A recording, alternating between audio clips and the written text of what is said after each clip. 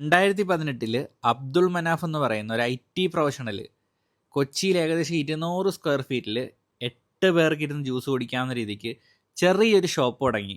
അതിൻ്റെ പേരാണ് ഇപ്പം വളർന്ന് പന്തളിച്ചിട്ടുള്ള ഫ്രൂട്ട് ബേ എന്ന് പറയുന്നത്. 2018 ശേഷം കോവിഡ് മഹാമാരി പോലെ പല പ്രശ്നങ്ങളും വന്ന്, പക്ഷെ ഫ്രൂട്ട് ബേ തളർന്നില്ല. ഈ പ്രശ്നങ്ങൾക്കിടയിലും ഫ്രൂട്ട് ബേ വളർന്നുകൊണ്ടേയിരുന്നു.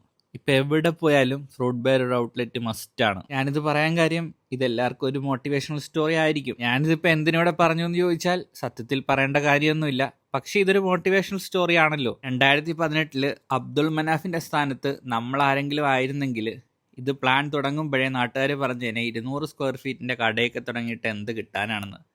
പക്ഷേ പല വലിയ സ്ഥാപനങ്ങളുടെയും തുടക്കം ഇങ്ങനെയൊക്കെയാണ്. അപ്പോൾ ഇനി നമ്മുടെ മെയിൻ കണ്ടന്റിലോട്ട് വന്നാൽ, എൻ്റെ ഇവിടുത്തെ ഏറ്റവും ഫേവറേറ്റ് മാംഗോ ഡിലൈറ്റ് ഫലൂഡയാണ്.